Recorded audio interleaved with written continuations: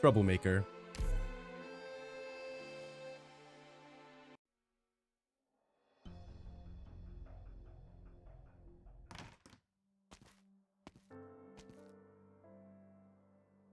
Oh, you really came, Judge Lavinia? You must be Secretario Rubio's daughter. Yes? Yeah, I thought my father was just joking around when he said you'd come babysit me. My friends and I all adore you. Compared to people like my father, you're like the only clean person in the government. Do you not get along well with your father? So-so, I guess. I still like him as a person, but he always makes time for... Because he always makes time for me and plays with me a lot. But you know, I think people like him only care about protecting themselves and not rocking the boat. Really should have bigger goals in life. His old work friends who started out on the same level as him are way up there now. It took him this long to land a half-decent job, and he doesn't want to do anything more with it. His old work friends? Yeah, one of them was Karasi, Ministro de Lavori Pubblici. Just died not too long ago. It's a dangerous job. I know, but I saw him on TV every day, and wise guys from all the big families treated him really well. I don't know. I just think it doesn't make sense trying to be a politician if you can't make it to that level. That might be true. So that's why I was really surprised when my father suddenly decided to become the new Ministro de Lavori Pubblici. I'm not sure what finally made things click for him, but if he did it sooner, my mother probably wouldn't have divorced him. Divorced? Yeah, she thought he was a good for nothing, so she left him a few years ago. But my mother has a temper, so I decided to stay with my father. Oh, by the way, you know how he got appointed ministro, right? Can you tell me more about it? Sorry, I actually don't know anything.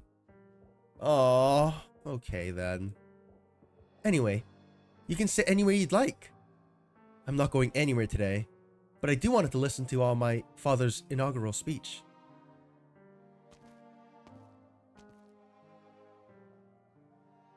Secretario Rubio keeps his room tidier than I would have expected. You're surprised too, huh? He probably seems like he'd be a total slob, but he keeps things pretty organized. Oh, right. And he keeps a diary. Really? Yeah, let me think. Right, he keeps it over here. He only writes in it when he feels like it. It's not like an everyday thing. After years of jotting stuff down, he's still got all these blank pages. Does he not care if you snoop around his things? It's totally fine. He left it there because he doesn't mind people reading it. I flipped through it a few times, but it's all boring stuff. I'd call it like Chronicles of a Middle-Aged Man? Boring. It drags on and on. You can take a look if you want. March 5th. I ran into Karasi at a restaurant. We had a drink for the first time in a long while. Reminiscing about old times. I couldn't help but to get teary-eyed.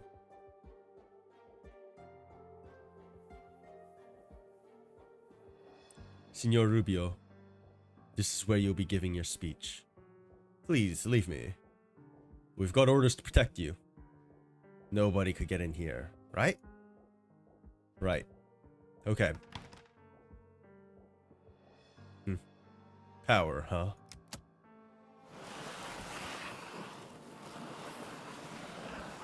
Now I'll barricade the door with the sofa. This is about as much as I can do. Okay. Well, Karasi, I won't keep you waiting much longer. See you soon. Oh, what is going on here? He's gonna do something crazy. How's it looking? The doctor says the strike just missed her heart by a few centimeters, so she didn't die instantly. But she's still in really bad shape. Where's Texas?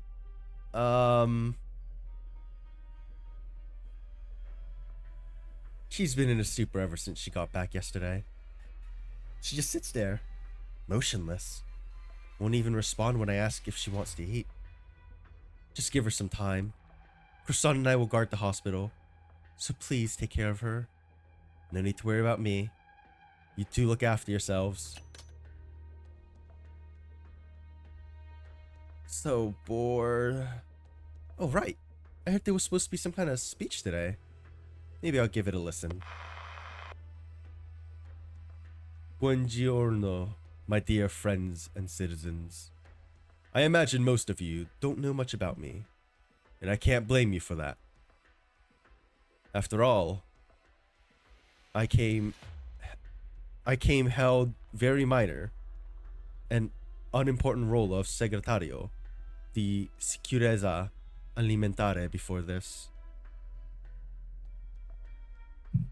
In fact, I believe that most of our citizens, apart from the late Ministro Carassi and the Honorable Judge Lavinia, know very little about our government. I do not know Judge Lavinia very well, but I do have somewhat of a history with the late Ministro Carassi.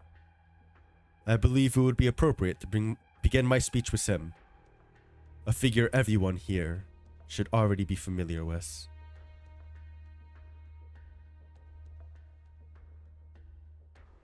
Carassi and I both joined La Autorità Garante della Concorrenza y del Mercato around the same time. Bro.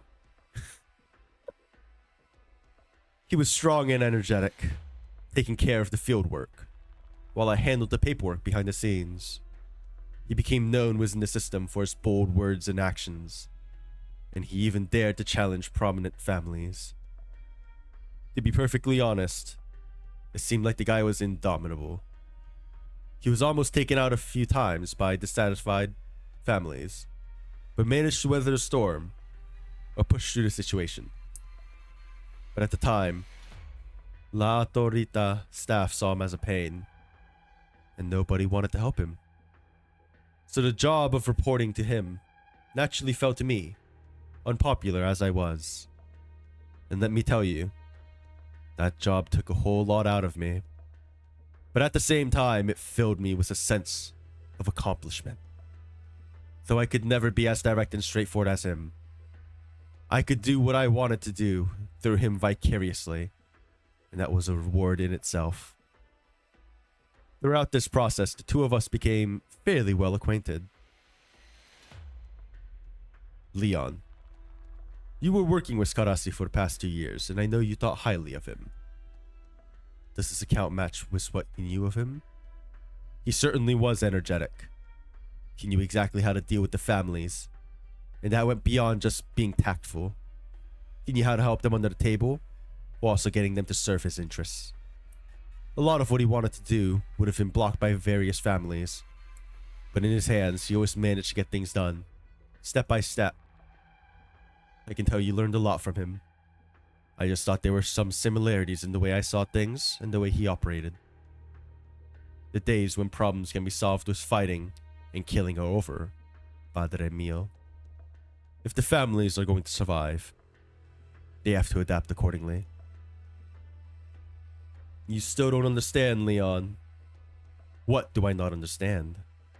You subconsciously lumped yourselves to Lavinia and Carassi. But don't ever forget, you are not one of them. I know. If you really knew, you wouldn't be standing here. Unfortunately, you're out of time. Padre? Oh. Leon, if you get through this alive,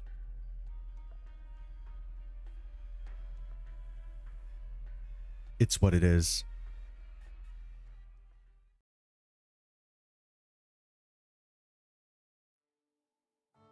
Even though he was a thorn in the side of many families, his talents were evident to all.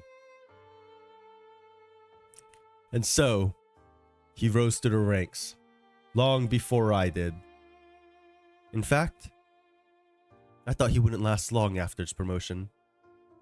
I used to think that, because he was never in a place where too many different interests overlapped. He wouldn't face any serious attempts on his life.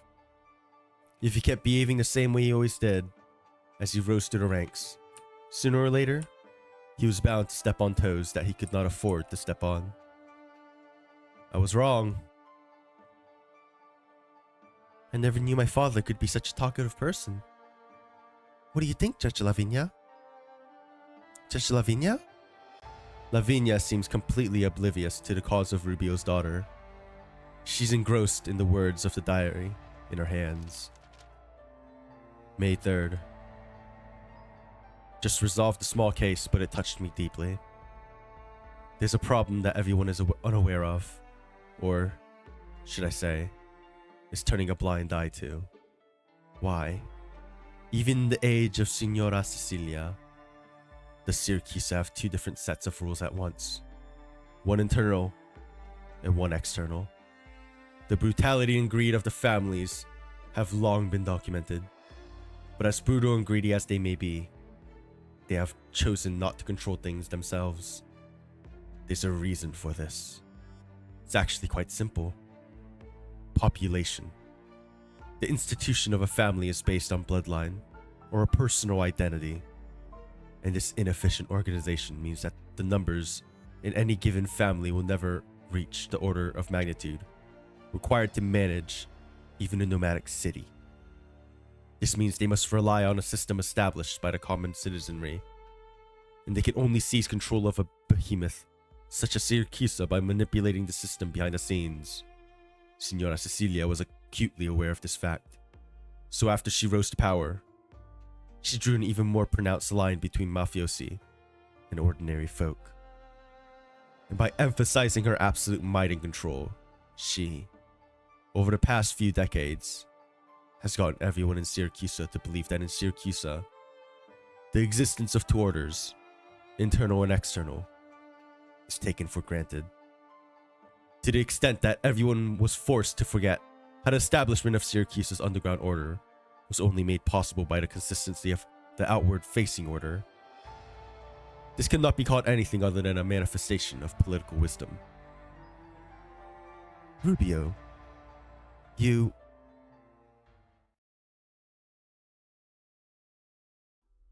In fact, in our system there is no shortage of people with the same fundamental intentions as Karasi. However, for various reasons, they finally chose to submit to these families, even becoming their cronies. But Karasi was different. Not only did he not give in, he was always looking for ways to fight against them. And his efforts paid off. He did not die as easily as I thought he would, and even managed to climb higher. And when we met again at a banquet, he said something I will never forget. The families these days are weak. This dude's pretty brave. Huh?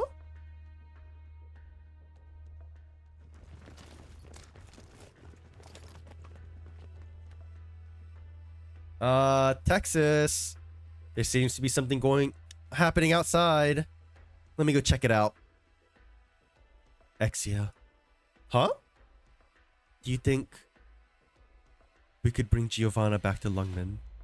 Why not? She seems fun. But it doesn't feel like that's what you think, right? Texas turns her eyes to the table by the window, upon which the necklace sits. It was a symbol of trust from Signora Cecilia.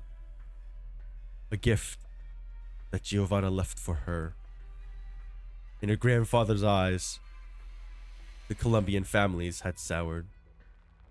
They do anything for the sake of profit, getting involved in the lowest businesses, committing murders with no morals at all.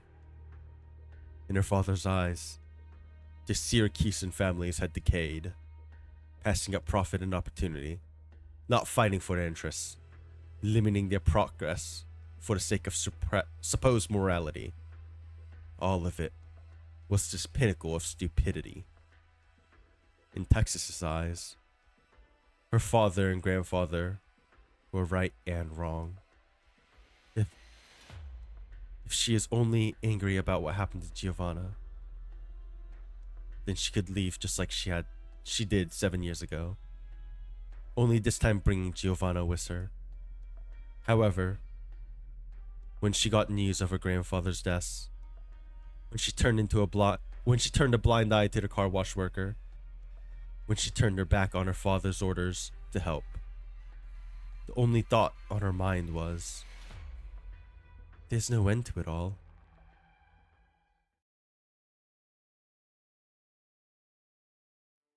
He showed me how to deal with the families in a comically simple way. He offered them goods they couldn't refuse. Benefits. It's not as if the families couldn't take what he had. But what they always lacked was a great manager. They only knew how to plunder, but never actually learned how to govern. Relying on his outstanding abilities, he gradually became a celebrity to several prominent families. And when they fought over who would fill the role of Ministro dei Lavori Pubblici, he became the candidate that everyone was happy with. Having said all this, I'm sure a lot of you will have questions. You might think Karasi sounds like a guy who played both sides. But what I'd like to say is, in a country like Syracuse, a country rooted in evil, it has never been possible for a good person to exist. Put it mildly, we are all evil. Should he be saying stuff like that in an inaugural speech? October 15th, I met with that judge, Lavinia. From the way people talk about her, I imagine someone like Karasi, a righteous person who wasn't willing to throw away her integrity. Meeting her only confirmed that. There's no way she's unaware of the futility of what she's doing. In our current landscape, there's no way she's unaware of the fact that she could ever cross any of the family. Her life would be in grave danger. The irony of this is the rights of ordinary people, as she strives to protect, as a judge, mean nothing in the eyes of the families. They mean so little to them that she has not been snuffed out on her path forward. Talking to her was torture, because I had to hold back my admiration for her and treat her like I would anyone else. Karasi once joked that my position made him feel at ease, because even if he died, he knew I would be there to pick up the torch. But what if I also died? It's not as if I haven't cultivated and won over a number of youths, but they've never had a leader with any real sway like Karasi. And undoubtedly, Judge Lavinia would make an ideal successor. Of course, I can't push my ideas on her. But I'm afraid I don't have much time left either. There's a once-in-a-lifetime opportunity in front of me. I don't have time to convey each and every one of my thoughts to her. I do believe, however, that if my plan goes well, Lavinia will at least be willing to look after my daughter. Alas, Karasi, my old friend, let me put your death to good use. If our souls can meet once more, I'll have to apologize to you again. But a noble soul like yours probably won't end up in the same place as mine.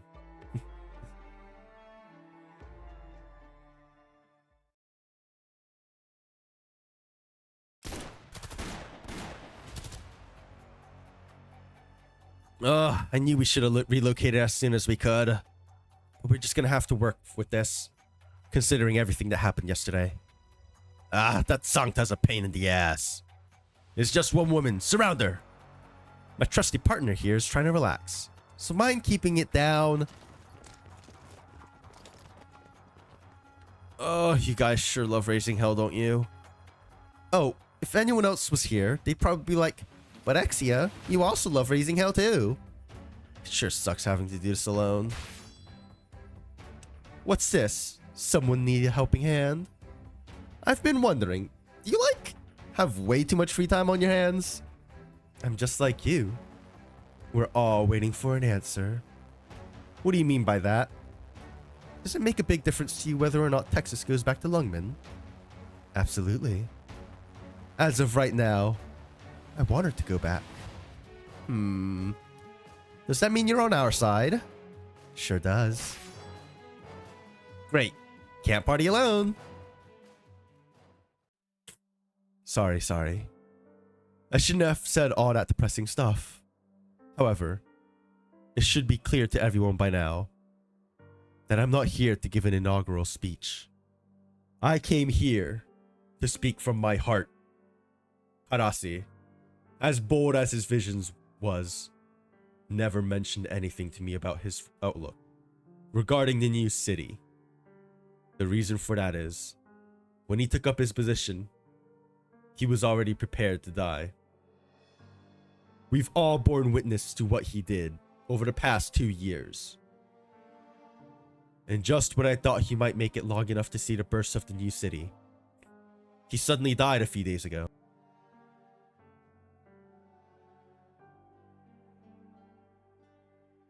As for me, that was the last straw.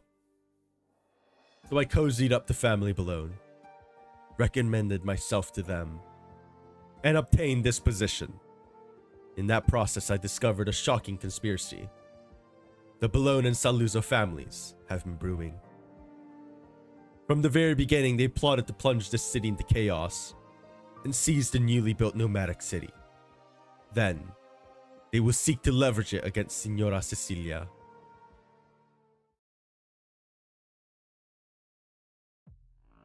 Don Alberto, this. Any news from Bernardo yet? No, Don Alberto. What's the meaning of this, Bernardo? Dan Brown. Dan Brown. I'm here. You're near Rubio's location, right? Yes. Whack that lunatic. Yes, Don Alberto.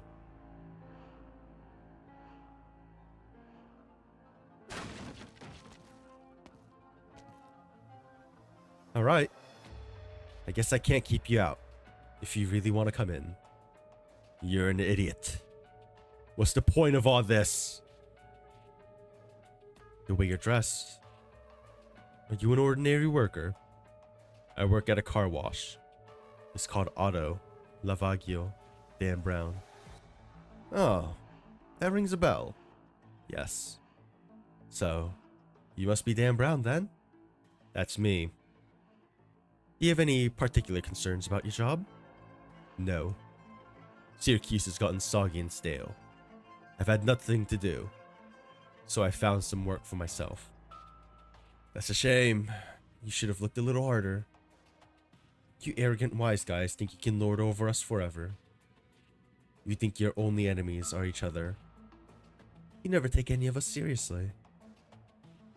But times are changing. Nothing stays the same forever. No matter how nice your words might sound, they're just words. Can words overthrow the families of Signora Cecilia? No. But I've taken this once-in-a-lifetime opportunity and said what I needed to say. As for who'll win between the Bolognes and Signora Cecilia, I don't know. Or care. All I know is, this new era has no room for the likes of you. If the next chapter of Syracusan history is about to be written, the heroes of that story won't be the families. We may have no power. We may indeed be weak. But we know that civilization rose to overcome this savagery. We pursue a form of equality, an order not rooted in violence. Violence is in our nature. Really now? Why, then, are all the families moving in the same direction? Why are they chasing money and power instead of violence and conflict? Is killing me today just a cathartic release of this violence?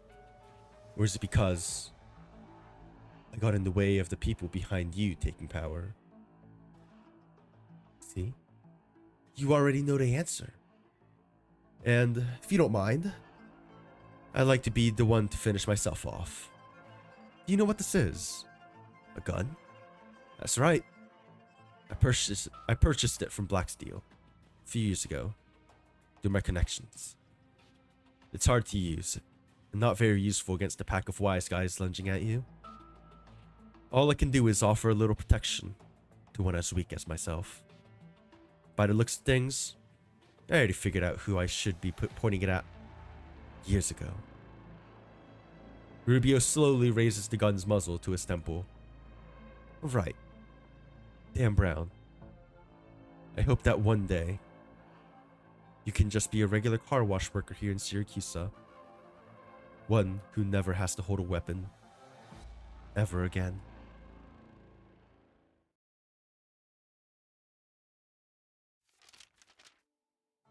October 19th. How I yearn to unload everything on my chest in a speech. But I cannot. I have to convince them that I decided to take revenge on the families because of Karasi's death. Plus, there are some words that cannot be spoken yet. I'm not here to usher in a new era. I'm not arrogant enough to think that. I don't even know how many hearts my words will be able to reach. But I believe that as long as this country still has people like me, Karasi, and Lavinia, then there is still hope for Syracuse. So, I will write what I wanted to say here, having said so much about Karasi. The reality is, as you may realize, I'm not here to talk about Karasi. I'm here to talk about myself, and all of us, my dear citizens. We live in a cage called the families. They may not always directly affect our lives, but they are always a part of it. Every ordinary person in Syracuse, over the course of our lives, will come to gain their own understanding of the families through various ways. And eventually, they get used to it. However, I hope you can take a good look at the people around you and look back at your own life. There is one thing we should all understand. We are human beings. Our lives are very much real. We are not livestock in a pen. And above all, we are powerful. Our power comes from the very lives we have created. The lives the mafiosi relish in were also created by our hands. This is the country we've built, brick by brick. Judge Lavinia? Am I dreaming? Why is my father talking to a hitman like that? No. Father! He's in danger! Lavinia feels tears welling up in her eyes, but she does not have time to wipe them, because she already has a premonition in her heart. She moves to Rubio's daughter and gently covers her ears.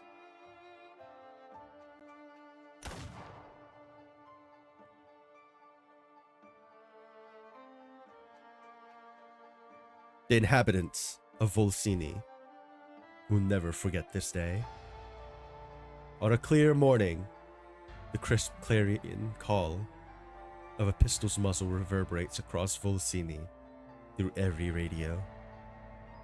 Former Volsini Segretario di Sicurezza Alimentare, Rubio died during his inaugural speech, taking over as Ministro dei Lavori Pubblici. The chaos that ensued, though it would be subdued before half a day's time, in fact became the first step towards a new era for Syracuse.